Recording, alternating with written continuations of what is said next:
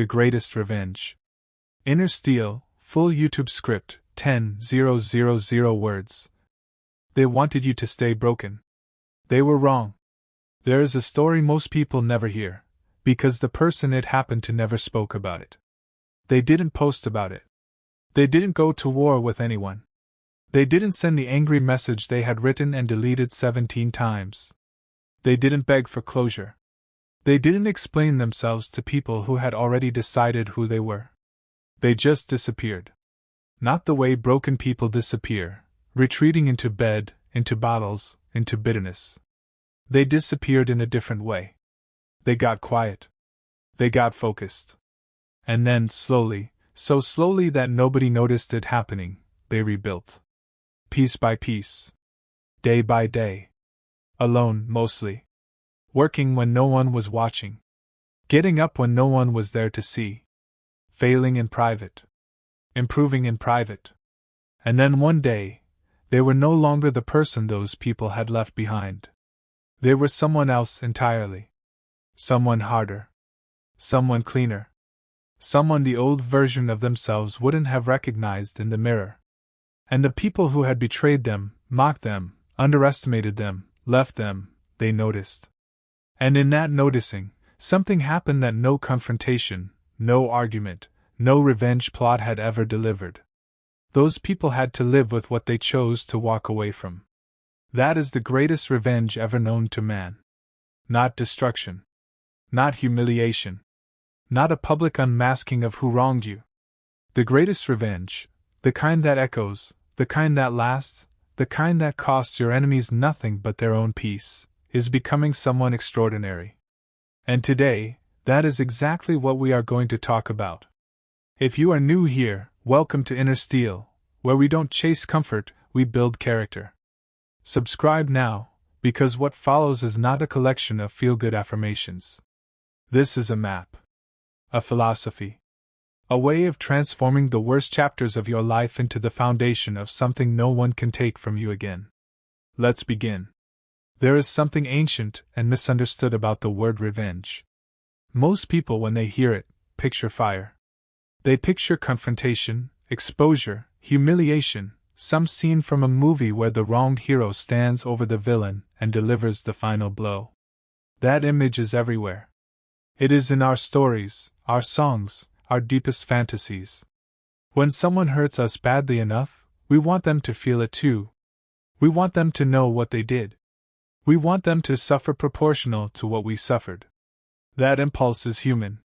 Don't let anyone shame you for having it. But here's what that impulse doesn't tell you. Here's what the movie never shows. What happens after. What happens to the man who spends 5 years planning his enemy's downfall? What happens to the woman who dedicates her best years to making sure someone suffers? What happens to the energy that poured into the hate? Where does it go? What does it build? Nothing. It builds nothing. It produces nothing. It leaves you, when it's over, not victorious, but empty. And older. And behind. The Stoics understood this 4 centuries before the birth of Christ. Marcus Aurelius, who governed the most powerful empire the ancient world had ever seen, had enemies who tried to undo him. Men who plotted against him. Courtiers who whispered. Rivals who prayed for his failure. And Marcus's response to all of it, recorded in his private journal, a journal he never intended anyone to read, was not a plan of retaliation. It was this. The best revenge is to be unlike him who performed the injury. Be unlike him. Not better than him in the public eye. Not louder than him. Not more visible or more vindicated. Unlike him. In character. In conduct. In the quality of your daily actions when no one is watching. That is where this begins. Not with a target. With a mirror. The first thing you have to understand about the greatest revenge is that it requires you to feel what you feel, completely, honestly, without apology, and then make a decision about what to do with it. Most people skip the first part. They bury it. They perform okayness to the people around them while something acidic eats at them from the inside. They post positive content online while lying awake at night replaying the moment it happened. The betrayal. The abandonment. The public failure. The cruel words spoken at exactly the wrong time by exactly the wrong person. They pretend they're fine.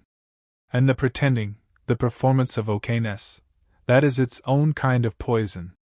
Because feelings that are buried don't disappear. They compound. They show up sideways, in the relationship you're suddenly cold in the opportunity you sabotage without knowing why, in the wall that's gone up so quietly you didn't even realize you'd built it. There was a man named James Stockdale, a U.S. Navy pilot who was shot down over Vietnam in 1965 and spent the next 7.5 years in the Hanoi Hilton, one of the most brutal prisoner of war camps in modern history. He was tortured more than 20 times. He watched men around him break. He watched men die. He was held in solitary confinement, in darkness, in conditions designed specifically to destroy the human will. He survived. Not just survived, he came out of it with something that only a handful of men who have ever lived can claim, an unbroken self. He was asked years later what separated the men who made it from those who didn't. His answer was not about physical strength. It was not about prior military training. It was about this: the willingness to look at the reality of your situation with complete honesty, feel the full weight of it, and still refuse to let it be the end of your story. You must never confuse faith that you will prevail in the end, which you can never afford to lose, with the discipline to confront the most brutal facts of your current reality, whatever they might be. Feel it. All of it.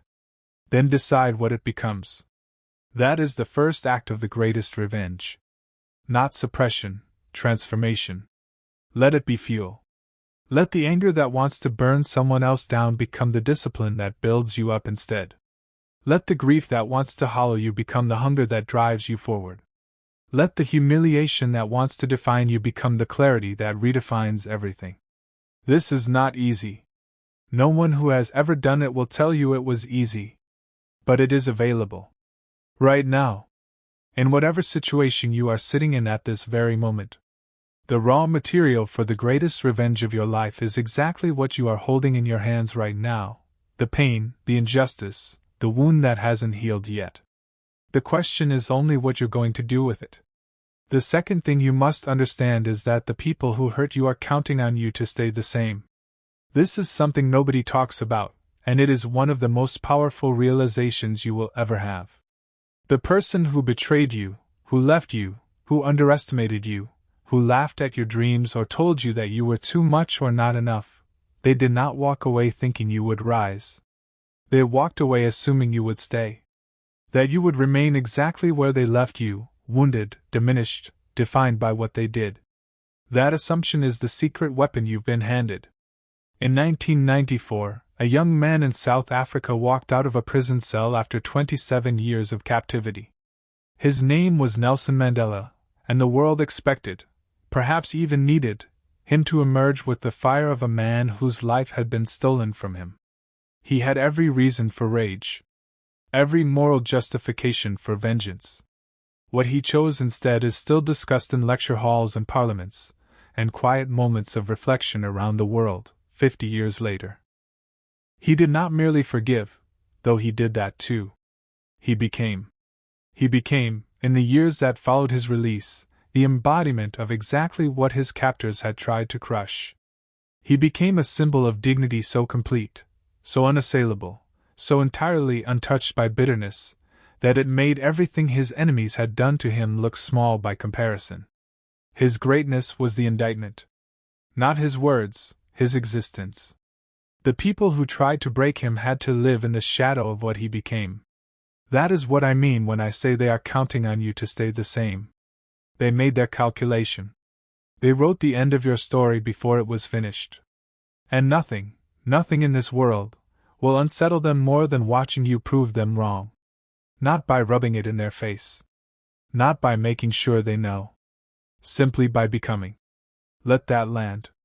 Because too many people waste the most powerful years of their lives waiting for an apology that will never come, or planning a confrontation that will never satisfy, or hoping for some external validation that they were right and the other person was wrong, when the whole time, They are sitting on the engine of the greatest revenge imaginable, and they never start it. Start it.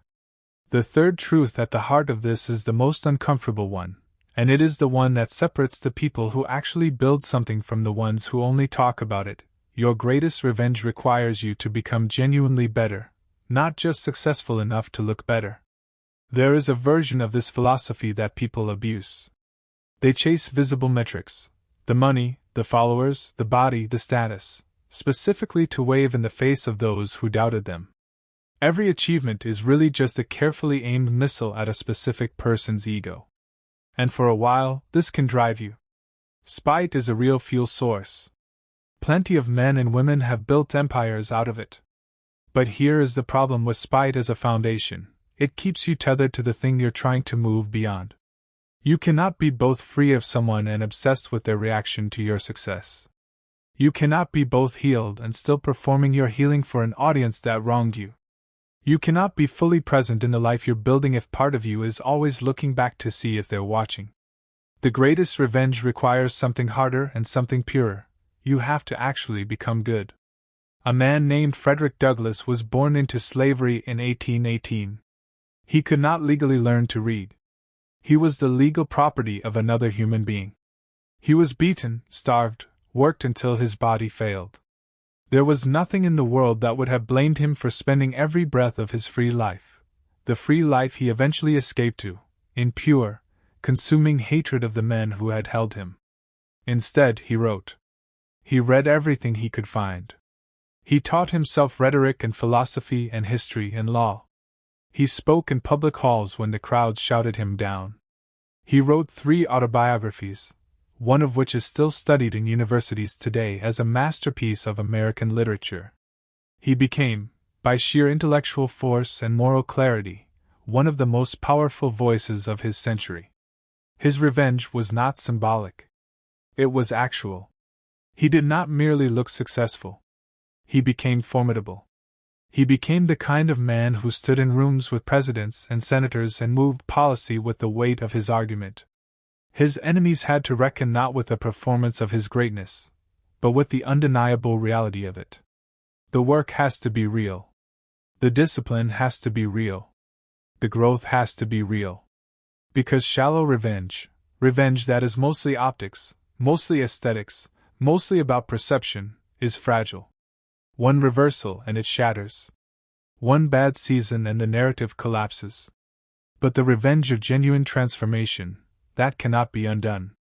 You cannot take away from a man the person he has actually become. This is where the daily work enters the equation. This is where the 5 a.m. matters. Where the books read in silence matter. Where the reps in an empty gym matter. Where the skills built when no one is watching matter. Where the calls not taken and the vices not indulged and the time not wasted matter. The building is the revenge. Not the outcome. The building. There is a fourth dimension to this that most people overlook entirely, and it may be the most powerful of all. The greatest revenge is not just becoming something, it is becoming something that helps others. Let me explain what I mean. When you take the worst thing that was done to you and you allow it to make you bitter, closed, suspicious, and guarded, they win twice. Once when they hurt you, and once every day after, because you are now unconsciously punishing the world for what one person did. You are now passing the damage forward. You are now the thing that was done to you, repeating itself. But when you take that same wound, that same betrayal, that same abandonment, that same humiliation, and you transmute it into empathy, into wisdom, into the ability to recognize pain in others because you have lived inside your own, you do something extraordinary. You become useful in a way that cannot be manufactured. You become the person in the room who actually understands, because you have actually been through. Viktor Frankl was a psychiatrist in Vienna in 1942 when he was arrested and taken to the concentration camps of Nazi Germany. He lost almost everyone. His wife. His family. His manuscripts. The work of years gone. He himself came within hours of death more than once. And what Viktor Frankl built from the rubble of that experience, what he wrote in the days after liberation, working feverishly before the images could fade, was not a record of hatred. It was man's search for meaning. It was a philosophy. A gift. A framework for human beings in suffering, any suffering, to find a reason to continue. He said this: "When we are no longer able to change a situation, we are challenged to change ourselves." He did not merely survive and succeed. He became a light. He became someone who could reach into the darkness of another person's life because he had lived there.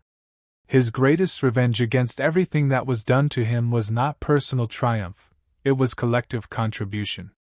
And this is what the greatest revenge ultimately becomes. When you follow it to its full conclusion, it stops being about them at all. They become irrelevant. The pain that started this journey becomes a tool in service of something much larger than a score you were trying to settle. The wound becomes wisdom. The wound becomes the reason you can help others. The wound becomes the credential for a version of your life that would not have existed without it. That is when you know the work is done. Not when they notice. Not when they regret. When they become irrelevant. When the thing they did to you has been so thoroughly alchemized into something of value that you would not undo it even if you could. That day comes. It takes time. It takes the work. But it comes. Now let's talk about what this looks like in practice, because philosophy without application is just performance. And at Inner Steel, we are not in the business of sounding good. We are in the business of actually changing. If you haven't subscribed yet, do it now. Every week on this channel, we go deeper into the kind of thinking that actually reshapes a life. Not the quick fix, not the shortcut, but the real work of building a mind that can withstand anything. Subscribe to Inner Steel. This is the community you want in your corner. Here is what the greatest revenge looks like, practically, in your life. It looks like the person who was told they were not smart enough for the room going home every night for 3 years and reading until midnight. Until they are not just smart enough for the room but the most prepared person in it. Not to prove something to the person who said it. To outgrow the version of themselves that believed it. It looks like the person who was abandoned, by a partner, a parent, a friend, choosing, slowly and with great discipline, not to close. Choosing, despite every instinct, to stay open. To stay soft in the places that want to harden. To invest in new relationships with the wisdom gained from the ones that ended, rather than the bitterness. It looks like the person who failed publicly, the business that collapsed, the relationship that ended in spectacle, the mistake that spread, who does not retreat into invisibility but rebuilds in public. Slowly. With no announcement. Just consistent evidence of effort, compounding over time, until the failure is a footnote in a much longer story. It looks like the person who was underestimated by their own family, their own community, their own city, who builds something so undeniable that the underestimation becomes part of the origin story, not the final chapter. There is a man most people have never heard of named Demosthenes. He lived in Athens in the 4th century before Christ, and he is considered by many historians to have been the greatest orator, the greatest public speaker, the ancient world ever produced. His words shaped the politics of Greece for a generation. But here is what they don't put in the headline. Demosthenes was born with a speech impediment so severe that people laughed at him when he tried to speak. His first appearance before the public was a disaster. The crowd mocked him. He went home in humiliation. And he disappeared. Not to give up. To work. He went to the sea, and he practiced speaking with pebbles in his mouth until his tongue could move with precision around them. He practiced on the beach in the roar of the waves until he could project his voice over any noise. He studied. He rewrote. He practiced again. He built the thing people had told him he could never have, in private, in silence, through sheer refusal to accept the first verdict. And then he came back. The greatest speakers in Athens, who had laughed at his first appearance, eventually had to contend with him as an equal. Then as a superior. Then as the defining voice of their time. The pebbles in his mouth. The waves that drowned out his practice. The shame of that first failure. That is where the greatest revenge was born, not in the speech that made him famous, but in the years of invisible, grinding work before it. That is where yours is born too. Right now. In whatever you are working on when no one is watching. In whatever you are building before you have proof that it will matter. In whatever commitment you have made to yourself that you keep even when it would be easy not to. Let's talk about the silence. Because one of the most counterintuitive aspects of the greatest revenge is the role of silence, and most people get this catastrophically wrong. When someone wrongs us, there is an overwhelming impulse to explain ourselves. To make sure people understand our side. To correct the narrative. To tell our story loudly enough that everyone sees what was done to us. And in the age of social media, this impulse has 1,000 outlets. Screenshots. Long posts. Thread after thread of public grief and accusation. I understand why people do it. The feeling of being unseen, of having your truth dismissed or distorted, of watching someone else shape the story, it is one of the most maddening experiences a human being can have. The urge to speak up is not weakness. It is human. But here is what the greatest practitioners of the art of revenge knew, and what almost no one in the age of public performance understands. Silence is not passivity. Silence is strategy. When you explain yourself to people who have already decided who you are, you give them material. You show them what hurts. You confirm that they have power over your attention. You spend energy in defense that could be spent in construction.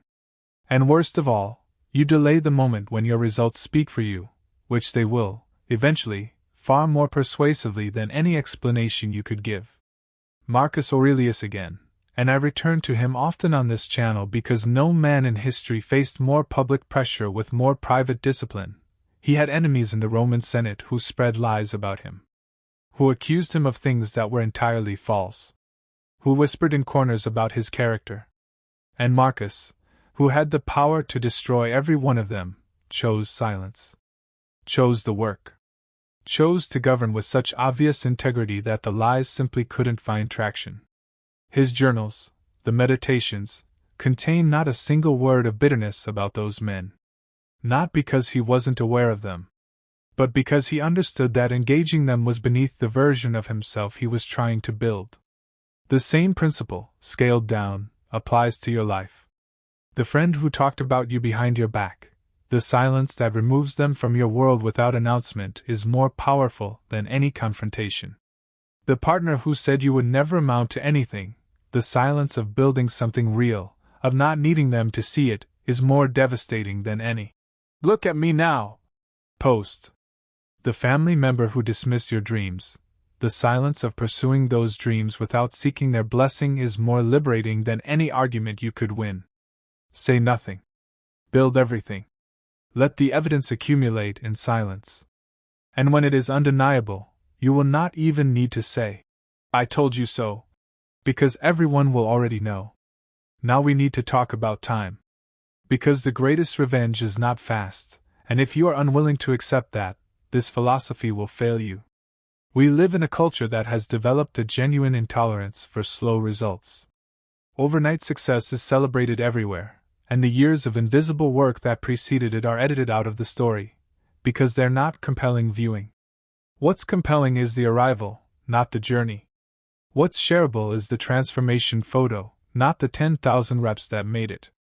And so people get 6 months into the work of rebuilding themselves, 6 months of discipline, 6 months of growth, 6 months of becoming, and they look up and the person who wronged them is not yet suffering, their own success is not yet obvious, the revenge is not yet visible. And they quit. They interpret the delay as evidence that it isn't working.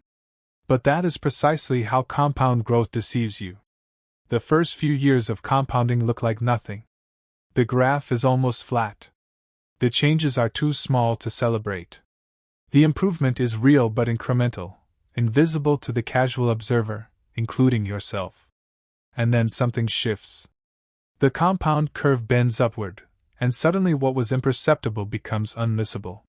Abraham Lincoln failed in business in 1831. He had a nervous breakdown in 1836. He lost a congressional race in 1843. He lost a Senate race in 1854. He lost again in 1858. By any reasonable metric, by the standards of a culture that does not tolerate slow results, Lincoln was a failure. He was the kind of man you would point to as evidence that some people simply don't have what it takes. He was elected President of the United States in 1860. He went on to lead his country through its most devastating war, sign the document that ended the legal enslavement of 4 million human beings, and deliver the Gettysburg Address, 272 words that are still memorized by schoolchildren 160 years later. The slow burn is not the failure burn. The period of invisibility is not the period of defeat. The years when nothing is visible to anyone outside are often the years in which everything that matters is being built on the inside. Give it time. Trust the work. The revenge that is coming, the transformation that is underway, it does not move on your impatience's schedule. It moves on reality's schedule, which is slower and more reliable and far more devastating to your enemies than anything you could manufacture quickly. There is something else I want to address directly, because it comes up in the lives of almost everyone who has been hurt badly enough to be watching a video called The Greatest Revenge. The people who wronged you are not monsters. I know that might be a hard sentence to read. I know that in the immediate aftermath of betrayal, of abandonment, of being burned by someone you trusted, the mind wants to categorize them. To draw a clean line between good and bad, between you and them, between the wronged and the wrong. It is one of the mind's most basic impulses, to make sense of pain by assigning it a clear author. But here is the thing about that categorization: it requires you to be a passive victim in the story of your own life. It requires you to be the pure one who was acted upon by a dark force. And that framing, while emotionally satisfying, is also limiting. Because it makes your recovery contingent on their guilt, on their acknowledgement, on the world ruling in your favor. What if they never acknowledge it? What if they have already rewritten the story to make themselves the victim? What if they have gone on with their lives completely unbothered by what they did to you? The answer cannot be that your recovery waits on their conscience. That is a locked room you do not have the key to. The Stoics had a concept they returned to constantly: the dichotomy of control. What is within your power, and what is not? The actions of other people, their remorse, their growth, their guilt, their acknowledgement of wrongdoing, these are not within your power. What is within your power is what you do next. How you carry what happened. What it makes you. Epictetus knew something about powerlessness. He was a slave. He was born into it, and he spent years of his life legally owned by another human being. He had no control over the largest, most consequential fact of his existence, and yet, in the collection of his teachings that survives in the discourses, you will not find a single line of bitterness. You will find instead a philosophy of radical personal freedom, the freedom of the inner life that no one can touch, the freedom of character that survives every external assault. Men are disturbed not by the things which happen, he wrote, but by the opinions about the things. Release the need for them to admit they were wrong. Release the need for the world to see them clearly. Release the need for justice in the form of their suffering. Not because they deserve to escape consequence, but because your attachment to their suffering is the chain around your own ankle. It is the thing that keeps you in the same room as them, psychologically, even after you have physically left. Cut the chain. Not for them. For the version of yourself you are trying to become. At Inner Steel, we talk about identity before strategy, and this is where it becomes essential. Because the greatest revenge is not ultimately a strategy. It is an identity transformation. You have to decide, at some fundamental level, who you are going to be in the aftermath of what happened. Not who you were before it. You cannot go back there, and trying to is another way of staying stuck. Not the version of you that the person who hurt you believed you to be. That is their story, and you do not have to live in it. Who are you going to be now? This is the question that the greatest revenge demands you answer. And the answer has to be chosen, consciously, with intention, rather than defaulted into. Because if you don't choose, the wound chooses for you. It builds a version of you in its own image, defensive, mistrustful, closed, still oriented around the thing that hurt you even as you try to move forward. The ancient Stoic practice of negative visualization, imagining the worst in order to develop gratitude and resilience, offers something useful here. They would ask, what is the worst version of myself that this experience could produce? And having named it, they would then ask, what is the best version? And having named that, they would orient everything toward it. What is the best version of you that could come from this? Not the most impressive version. Not the most successful version as defined by money or status or visibility. The best version. The most whole. The most free. The most genuinely capable of building a life worth living in, a life that, if you were honest, you wanted long before the betrayal happened, and that the betrayal may have actually clarified. Sometimes the worst things that happen to us are clarifications. They strip away the comfortable mediocrity of a life that was good enough and not quite right. They force a reckoning that comfort would never have produced.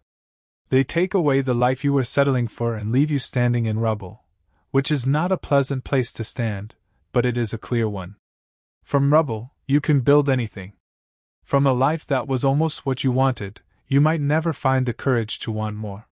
Here is something that will feel strange to say, and I want you to sit with it. The greatest revenge eventually requires you to be grateful for what happened. Not immediately. Not while the wound is raw. Not while the grief is still doing what grief does. But eventually, in the long arc of the transformation this philosophy describes, the gratitude comes. And when it does, it is not the performed gratitude of someone who has decided to appear spiritual. It is the earned gratitude of someone who has looked back at the trajectory of their life and seen, clearly, the pivots. Some of the most defining chapters of the greatest lives in history began with disaster. With betrayal. With loss. With the moment that everything that seemed stable collapsed.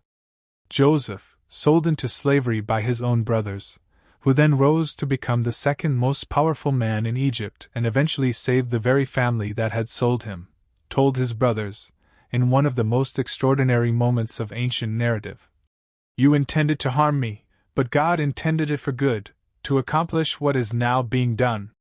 You intended to harm me. But it accomplished something." That reframe, not as denial of the harm, but as a simultaneous recognition of what the harm produced, is available to you. Not today, maybe, but eventually. And working toward it, keeping it as the horizon you are moving toward, changes the texture of the daily work. It is no longer just survival. It is no longer just spite. It becomes something closer to purpose, the understanding that what was done to you is in the process of being converted into something that will matter. That is when the revenge becomes complete. Not when they suffer. When you become someone for whom their suffering is no longer the point. Let me bring all of this together now, because we have covered a great deal of ground, and I want you to leave this video not just moved, but equipped. The greatest revenge is a commitment. It is a daily practice. It is not a single moment of triumph but a direction, a sustained, disciplined, intentional orientation toward becoming someone extraordinary from the raw material of someone who was hurt. It requires you to feel the pain fully and refuse to be defined by it.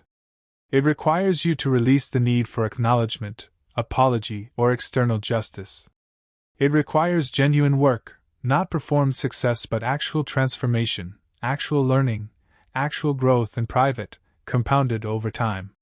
It requires silence as a strategy and patience as a discipline. It requires you to shed the identity of the wronged and build the identity of the becoming.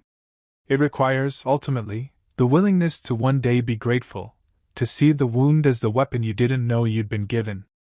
There is a man sitting somewhere right now, maybe you are that man, who was told something by someone that cut him deeply. That he was ordinary. That he would not make it.